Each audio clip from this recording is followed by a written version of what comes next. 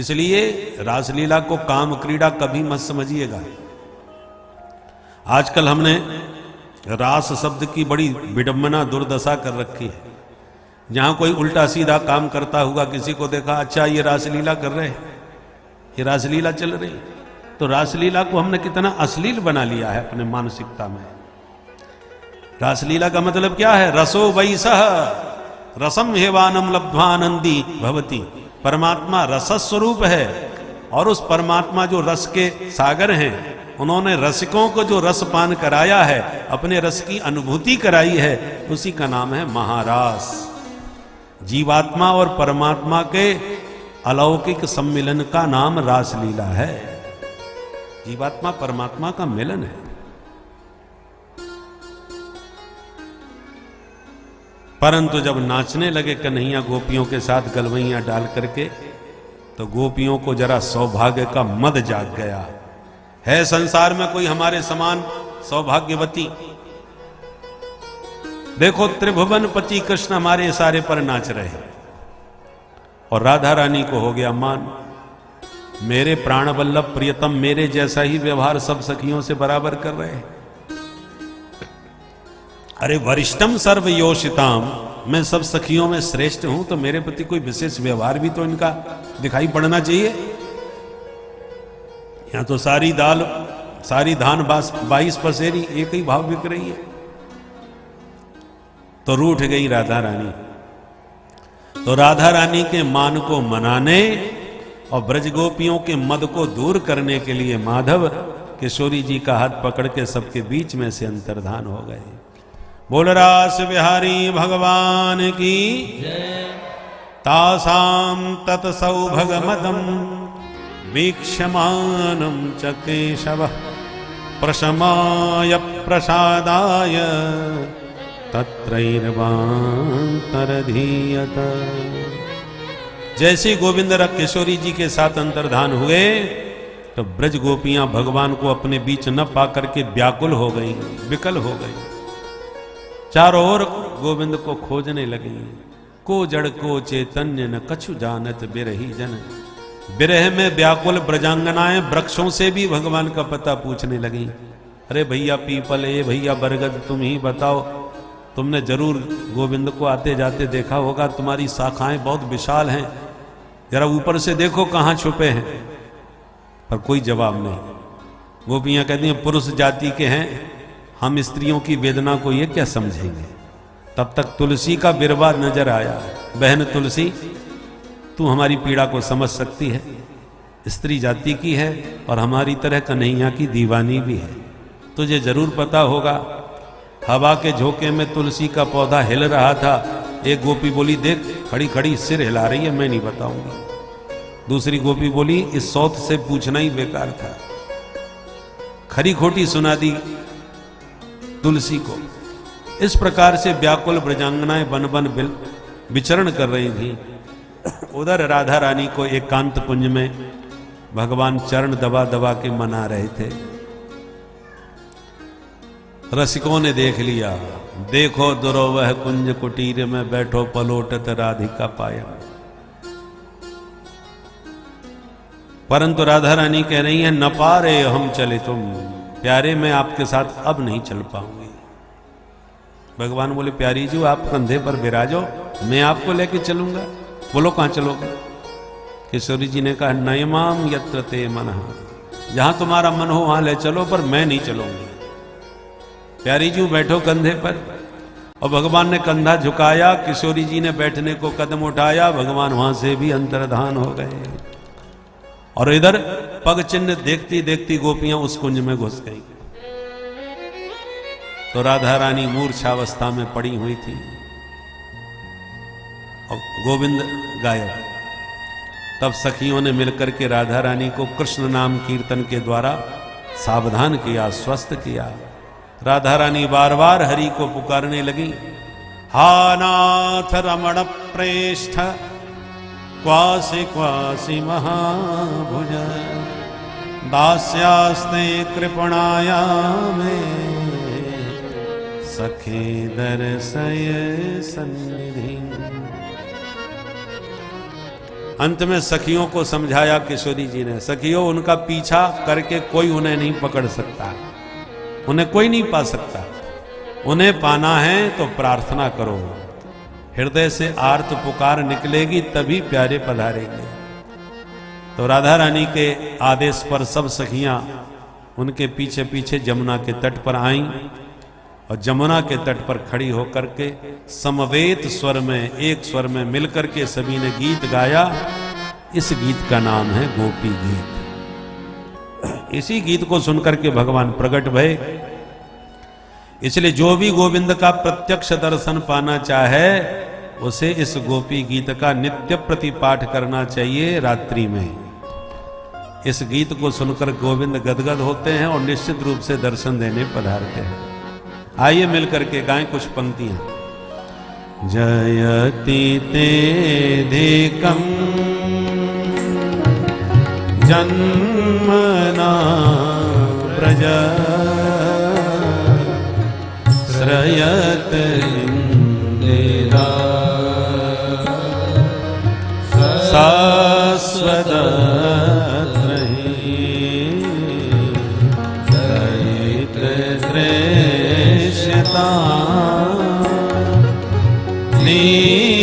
क्षुतावका स्वैधृता स्वां विचिन्वते शरदुदासे साधुजात सरसिजो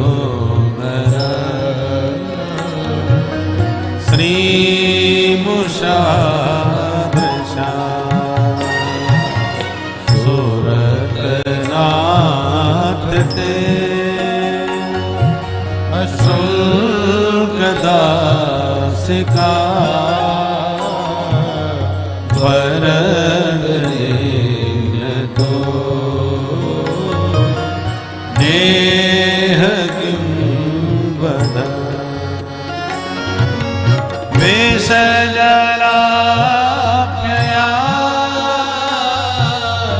व्यालराक्षसा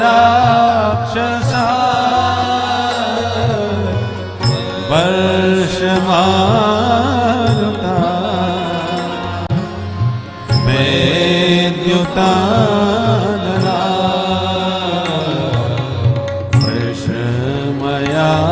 वृषमयात्मजा विश्वतो भया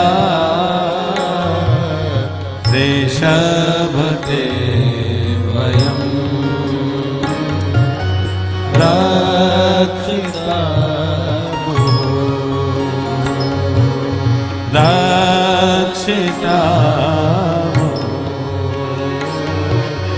रक्षिता।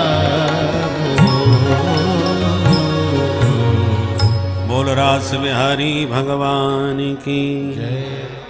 इस प्रकार गोपियों ने 18 श्लोकों के द्वारा कनक मंजरी छंद में बहुत ही प्यारा ये मधुर गीत गाया है। गोपियां कहती हैं तब जन्मना ब्रजः अधिकम जयति। प्यारे जब से आपने जन्म लिया है इस ब्रज में तब से ब्रज की महिमा बहुत अधिक बढ़ गई, बैकुंठ को भी पीछे छोड़ दिया। क्योंकि बैकुंठ की देवी इंदिरा लक्ष्मी भी बैकुंठ छोड़ करके ब्रज में आके बस गई जब से आप आए। प्यारे अब तो दर्शन दो, बहुत तड़फा लिए।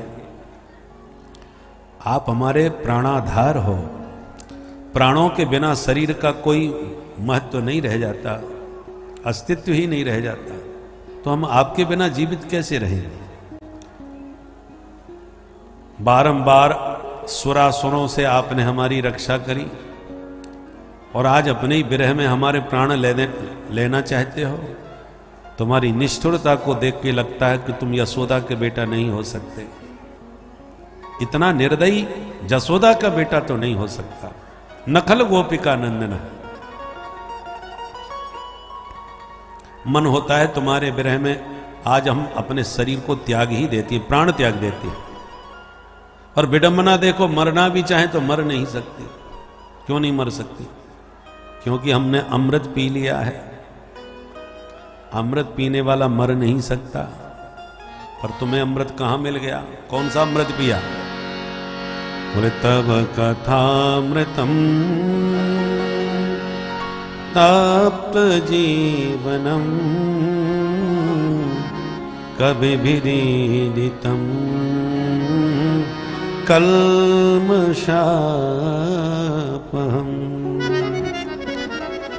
श्रवण मंगलम श्रीमदाततम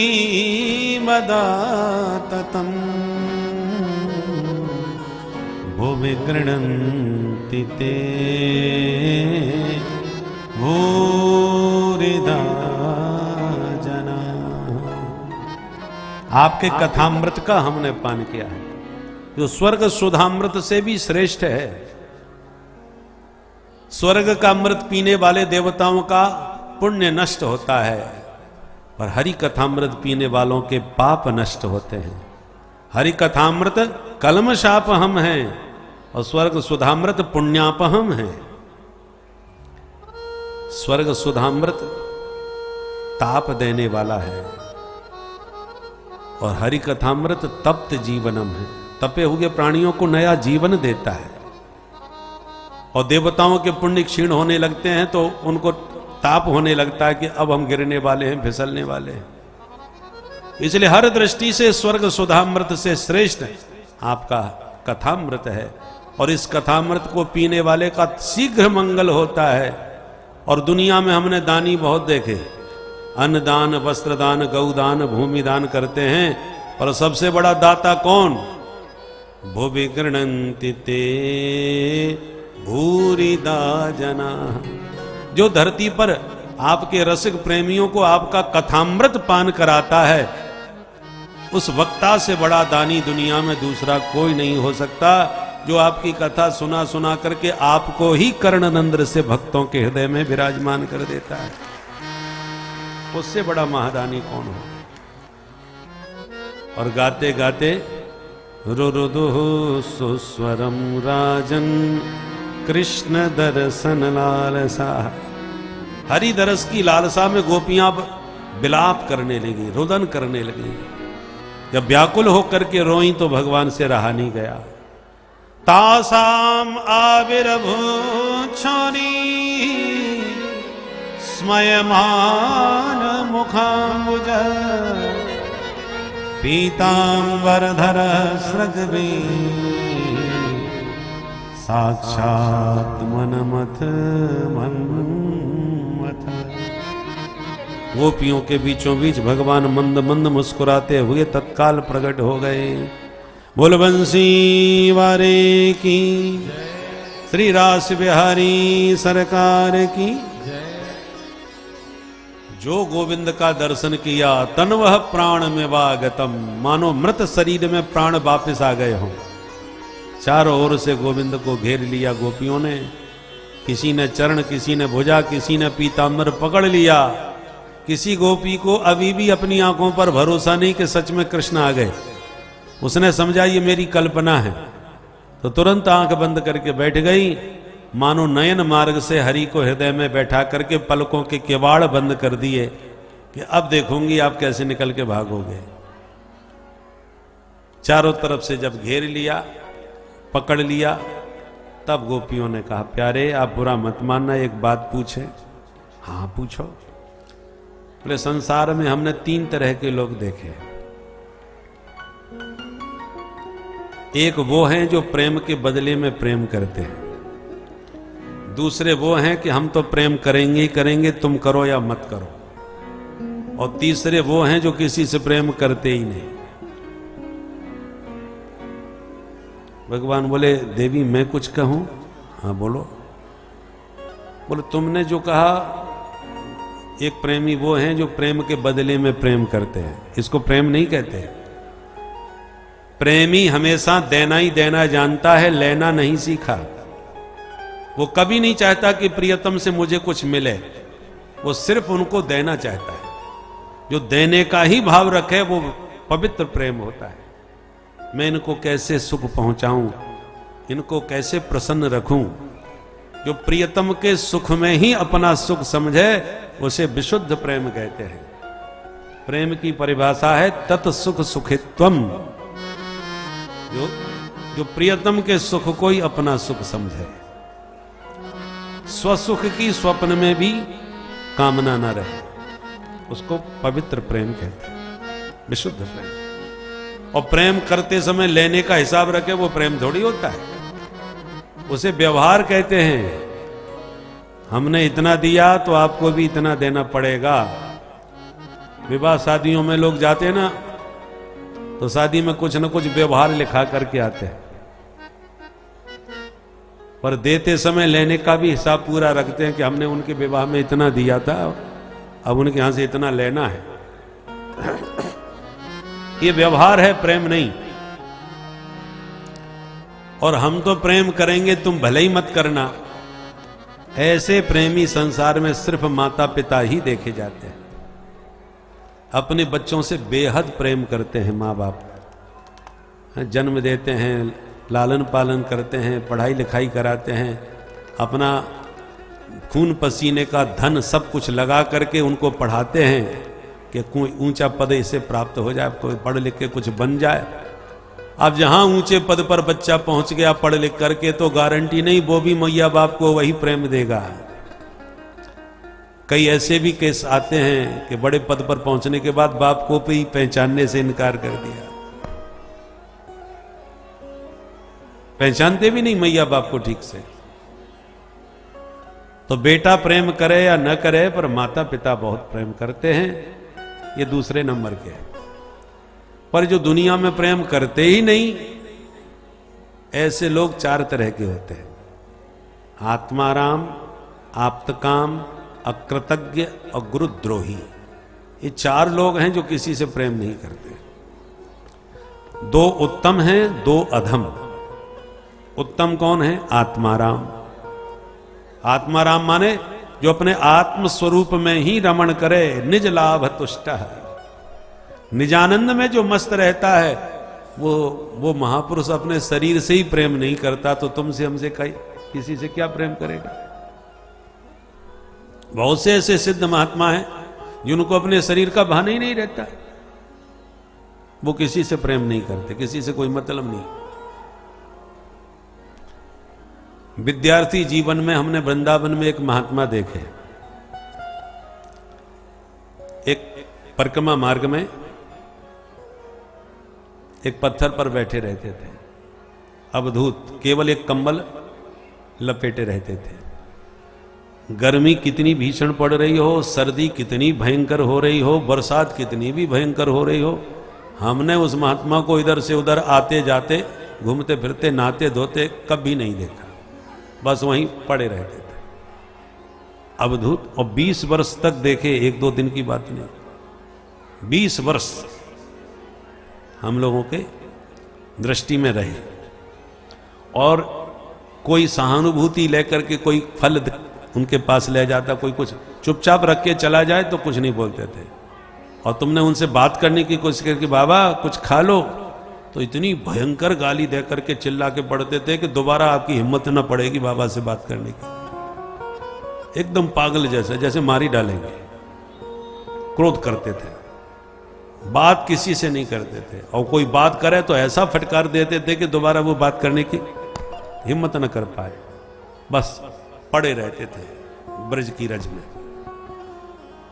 तो बड़े आश्चर्य की बात है कि कैसे खाते थे, क्या खाते थे, कैसे जिंदा रहते थे। 20 वर्ष तक हम लोगों ने देखा, और ना सर्दी का प्रभाव, ना गर्मी का प्रभाव, ना बरसात का प्रभाव।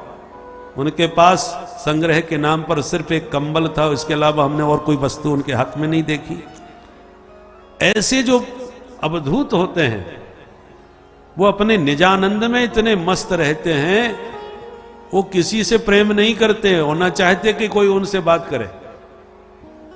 कोई बात करने आवे तो पत्थर मार के भी भगा देते थे। क्यों? वो नहीं चाहते कि हमारी आसक्ति कहीं किसी में भी हो। किसी से प्रेम नहीं कर, उनको कहते हैं आत्माराम। दूसरे नंबर के होते हैं आप्त काम, जो संसार में रह रहे हैं परंतु पूर्ण काम हो गए। पूर्ण काम माने जिनके मन में कोई भी इच्छा शेष नहीं रह गई। पूर्णमदः पूर्णमिदं पूर्णात् पूर्णमुदच्यते, परिपूर्ण हो गए। कोई कामना कोई वासना किंचित भी जिनके चित्त में नहीं रह गई, वे पूर्ण काम संत भी किसी से प्रेम नहीं करते, किसी से कोई व्यवहार नहीं रखते। ये दो तो उत्तम कोटि के हैं, पर दो अधम कोटि के भी होते हैं। अकृतज्ञ, कृतज्ञ माने किए हुए उपकार को मानने वाला, और अकृतज्ञ माने जो किसी का एहसान ना माने, जिसको कहते हैं एहसान फरामोश, उसी को कहते हैं अकृतज्ञ। आप उसके लिए कितना भी कुछ करो, वो कभी किसी का एहसान नहीं मानता, और ऐसा व्यक्ति किसी से प्रेम नहीं करता। वो केवल अपने कार्य की सिद्धि के लिए तैयार रहता है। तुमसे यदि कोई काम अटक गया तो ऐसी मीठी बातें करेगा, चिपड़ी चिकनी चुपड़ी, कि आपको अपनी बातों से प्रभावित करके, और जहां अपना काम सिद्ध हो गया फिर आपसे राम राम भी ठीक से नहीं करेगा। उस व्यक्ति को कहते हैं कृतघ्न। कृतघ्न व्यक्ति किसी से प्रेम नहीं करता, वो केवल स्वार्थ सिद्धि में ही सजग रहता है। और चौथे नंबर का होता है गुरुद्रोही। गुरुद्रोही किसे कहते हैं? आप किसी से सच्चा प्रेम करें हृदय से, और वो आपके प्रेम का फायदा उठाए, लाभ ले, प्रेम का दोहन करे, उसको गुरुद्रोही कहते हैं। कोई ना कोई नाटक करके आपके सामने आ जाए, भैया मैं बहुत परेशान हूं, बच्चा बीमार हो गया, डॉक्टर को दिखाया, 50,000 का उसने पर्चा बना करके दे दिया, आप कहां से लाऊं, तुम घर की स्थिति देख रहे हो, आपने 50,000 रुपया की गड्डी पकड़ा दी। मित्र चिंता ना करो, हम हैं ना, इलाज करवाओ, कमी पड़ेगी तो आप हमको याद करना, हम तुम्हारे साथ खड़े हैं। अरे भैया आपका बहुत बहुत धन्यवाद। बोले इसमें धन्यवाद की क्या बात है, मित्र मित्र के काम आएगा, परेशान मत हो, जाओ इलाज कराओ। और बाहर निकल के गड्डी देखते हुए बोले देखो कैसा उल्लू बनाया। तो एक व्यक्ति तुम्हें दिल से चाहता है, सच्चा तुमसे प्रेम कर रहा है, और तुम उसके प्रेम का दोहन कर रहे हो, फायदा उठा रहे हो, उसे बेवकूफ बना रहे हो, मूर्ख बना करके पैसा झटक रहे हो, ऐसा व्यक्ति होता है गुरुद्रोही, जो प्रेम करने वाले को भी ठग ले, पागल बनावे, धोखा दे, वो गुरुद्रोही होता है। अब गोपियां आपस में इशारे में कहने लगी, बहन ये बताओ ये कौन से नंबर के हैं, कन्हैया किस श्रेणी में आते हैं? एक पीछे से बोली हमें तो चौथे नंबर में दिख रहे हैं। गुरुद्रोही। गोविंद ने सुन लिया, ए देवियों क्या कहा, मैं गुरुद्रोही हूं? कैसे? तो गोपियां बरस पड़ी, बात तो बिल्कुल ठीक कह रही है, गुरुद्रोह नहीं तो और कौन हो। आपने परिभाषा दी गुरुद्रोही के, जो प्रेम करने वाले को पागल बनावे, धोखा दे। आपने हमारे साथ वही किया है। चीर चुरा के हमसे मिलने का आपने शरद पूर्णिमा की तिथि निर्धारित की 1 साल पहले। 1 साल हमने कैसे कैसे बिताई, एक एक दिन गिन गिन करके, और जब शरद पूर्णिमा आई तब आपने ही बंसी बजा करके हमें बुलाया भी, और हम सब संसार को तिलांजलि दे करके सर्वस्व त्याग करे भागी भागी पागलों की तरह आपसे मिलने आ गई जंगल में, तो आप हमें देखकर गायब हो गए। ये गुरुद्रोहिता की लक्षण नहीं है क्या तुम्हारे? प्रेमी जनों से कोई ऐसा क्रूर व्यवहार करता है जैसा तुमने हमारे साथ किया? भगवान हाथ जोड़ के बोले, ए देवियों ऐसे मत बोलो भाई, अरे तुम्हारे विरह में मैं तुमसे कोई कम थोड़ी दुखी हुआ।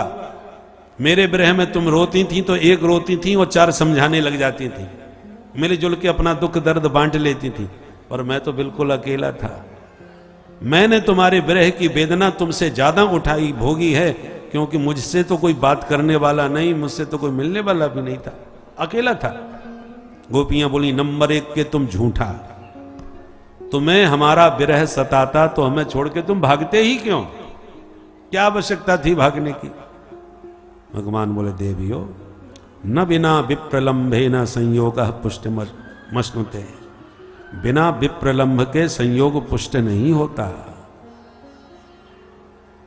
12 मास दोपहरिया बनी रहे तो सूर्य भगवान की तरफ कोई देखेगा ही नहीं, पर अंधियारी रात आती है, उसके बाद जब सूर्य का उदय होता है तब सूर्य का महत्व समझ में आता है।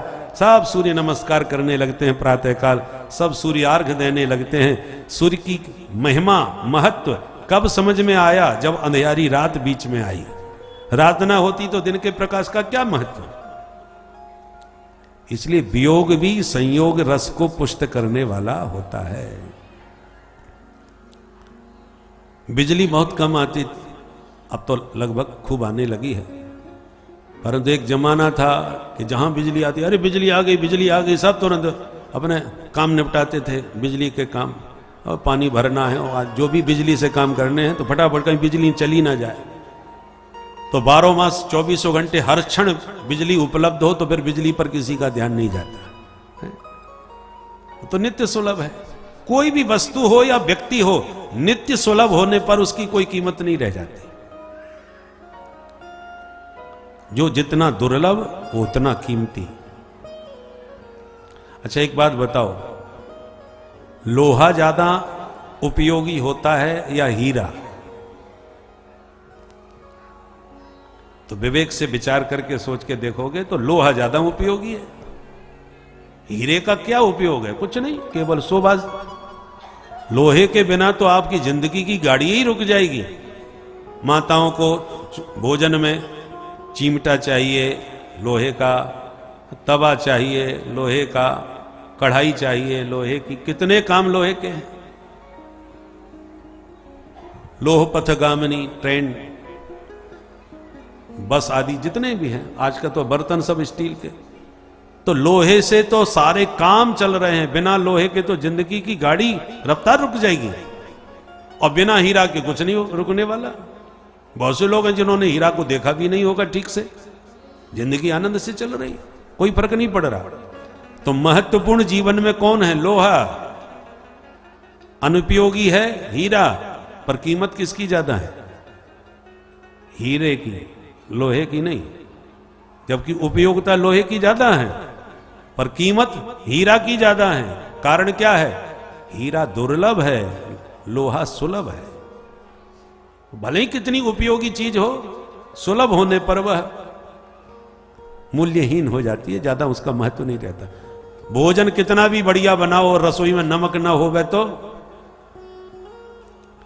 लवण बिना बहु व्यंजन जैसे, नमक बिना सब रसोई का स्वाद ही फीका पड़ जाएगा। पर मिर्च मसाले कितने सब होते हैं, रसोई में बहुत सामग्री है, चीनी शक्कर आदि आदि सबसे रसोई बनती है, परंतु नमक के बिना सब स्वाद फीका पड़ जाएगा। पर सबसे सस्ता कौन होता है? नमक। जो सबसे ज्यादा रसोई का स्वाद बढ़ाने वाला है वही सबसे ज्यादा सस्ता है। कारण क्या है? सुलभ है। सुलभ है इसलिए सस्ता है। बोलो राधे राधे। राधे राधे। इस मौसम में सेव सस्ता हो जाता है, टमाटर महंगा हो जाता है। तो टमाटर लेके कोई थोड़ी आएगा, सेव लेकर के खूब आएगा, क्योंकि सेव भले ही अच्छा लगता है, उपयोगी है, बाकी सस्ता है। तो भैया जो भी चीज है, जो जितनी सस्ती होगी, मूल्य सुलभ होगी, उतनी ही मूल्यहीन होगी। एक जमाना था, माताएं आए दिन एक ही शिकायत करती थी, हमारे पतिदेव तो मशीन की तरह 24 घंटे भागम भाग लगे रहते हैं, इनको तो रविवार की भी छुट्टी नहीं है कि चैन से घर में आराम से रहें। देवियां पतियों से एक ही शिकायत रखती हैं, इनको हमारे लिए समय ही नहीं है, इनके पास हमारे लिए समय ही नहीं है। और जब कोरोना काल आया तो सब पति अपने अपने घर आ गए, और जो बाहर निकले उसके लिए पुलिस वाले डंडा लिए खड़े थे स्वागत के लिए। तो सब अपने अपने घर में घुसे रहे, कई महीनों तक घर में पड़े रहे। तो वे देवियां कहने लगी, अब ऐसे ही पड़े रहोगे कि निकल के बाहर कुछ काम धंधा देखोगे? ऐसे बड़े बड़े कब तक खाएंगे? मतलब क्या हुआ? जब दुर्लभ थे तब वो महत्वपूर्ण लगते थे कि उनके पास समय नहीं है, समय नहीं है। और जब सुलभ हो गए घर में ही तो महत्वहीन हो गए। कोई भी वस्तु हो, व्यक्ति हो, कितना भी महत्वपूर्ण हो। व्यास जी खुद ही आकर के हमसे भागवत करा लो, हमसे कथा करा लो भैया, जो देना चाहो सो दे दो। तो लोग फ्री में भी कथा कहने आएंगे तो अभी लोग टाला मटोली करेंगे, हाँ महाराज अभी सुन के ही तो आए हैं, ठीक है फिर कभी देखेंगे, कोई नहीं आएंगे। और किसी से कहो कि कथा हमें करानी और साल भर की लिस्ट पकड़ा दो कि भैया साल भर तक तो टाइम नहीं है, तब देखो कितना महत्व समझ में आता है। बोलो राधे राधे। राधे राधे। अरे महाराज अंतरराष्ट्रीय व्यास है, बड़ी मुश्किल से मिलते हैं और ऐसे हैं वैसे। ये संसार का सत्य है, चाहे वो व्यक्ति हो चाहे वो वस्तु हो, वो जितना दुर्लभ होगी उतना ही उसकी कीमत होगी।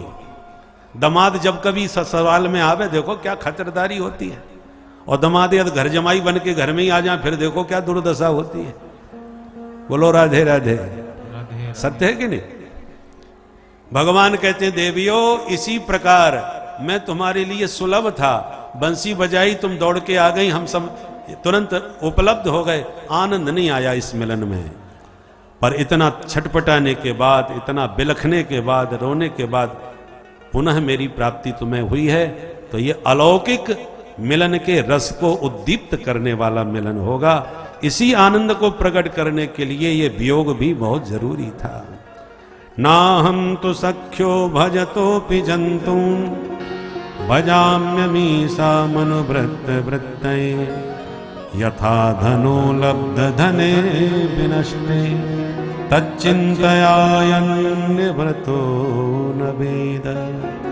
देवियों इसलिए तुमने जो मुझे प्रेम प्रदान किया है, इस प्रेम के बदले में मैं तुम्हारे ऋण से कभी उऋण नहीं हो सकता। तुम ही कृपा करके मुझे उऋण कर दो तो बात और है, मुझ में सामर्थ्य नहीं है। जब ऐसी बात कही तो गोपियां गदगद हो, गोपियां भी गदगद हो गई गोविंद के विनम्र वचनों को सुन करके।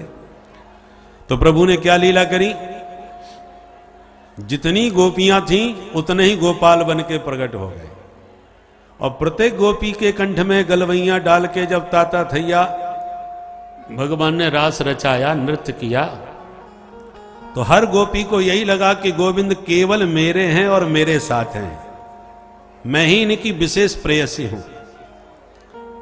और जैसी ताता थैया नाचने लगे गोविंद, उसी समय देवादिदेव महादेव काशीवासी अवधेश्वर महादेव भोले बाबा भी, उनके मन में भी उमंग उठी, हम भी तो रास रस का दर्शन करें।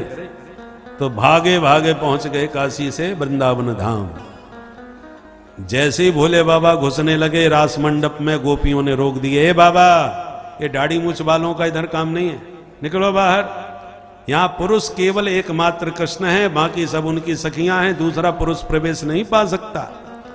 भोले बाबा ने खूब हाथ जोड़ कर अनुनय विनय करी, देवियों अरे सैकड़ों साल के बाद ज्ञान वापी से बाहर निकल के आया हूं, अब तो कम से कम रास का रस आस्वादन करने दो, ऐसे धक्का मत मारो।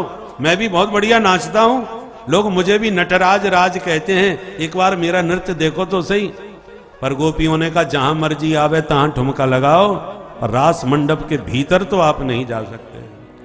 बोले बाबा ने मन में सोचा तो हम भी अब रुकने वाले नहीं हैं। तुरंत भाग करके गए जमुना जी में, मारी डुबकी, और बड़ी बड़ी अपनी जटाओं का जूड़ा बांध लिया, और लहंगा फरिया पहन के चुनरी में मुंह छुपा करके नथ बेंदा से सुंदर छैल छबीली छोरी बन गए, और गोपी बन के छम छम करते हुए गोपियों के झुंड में सम्मिलित हो गए। गोपियां पहचान ही नहीं पाई कि ये कौन है, परंतु जब गोविंद की दृष्टि पड़ी कि ये मोटी तगड़ी नई नवेली गोपी कौन कहां से आई गई, आज से पहले नहीं देखी, ध्यान से देखते ही प्रभु पहचान गए, मुस्कुरा के बोले आओ आओ मेरे गोपेश्वर नाथ, आपको भी स्वागत है महाराज में। बोल गोपेश्वर महादेव की। तो यहां अवधेश्वर महादेव विराजमान हैं, और वृंदावन में गोपेश्वर महादेव विराजमान हैं। काशी से गोपी बन करके वहां पहुंचे, और आज भी गोपेश्वर महादेव का जो श्रृंगार किया जाता है, उन्हें नथ पहनाया जाता है, साड़ी उड़ाई जाती है, लहंगा पहनाया जाता है, सखी रूप में ही उनका श्रृंगार किया जाता है। जब भी श्री धाम वृंदावन दर्शन करने जाओ बिहारी जी के, तो गोपेश्वर महादेव के दर्शन जरूर करना चाहिए। उनके दर्शन के बिना ब्रज की यात्रा अपूर्ण मानी जाती है, इसलिए गोपेश्वर महादेव के दर्शन जरूर करना चाहिए। तो सोचिए, जिस महारास में काम को भस्म करने वाले कामारी शंकर स्वयं सखी भेष में, गोपी भेष में नाच रहे हों, वो रासलीला भला काम क्रीड़ा हो सकती है? कदापि नहीं। काम विजय क्रीड़ा है, ये कभी नहीं भूलना चाहिए। भगवान ने इस महाराज के माध्यम से कामदेव का अहंकार तोड़ा है और उसी काम को अपना दास बनाया है। इसी दिव्य भगवान की काम विजय क्रीड़ा ही रासलीला है। आइए हम भी चलते हैं रासलीला में अपने मन को लेकर, भोले बाबा की तरह।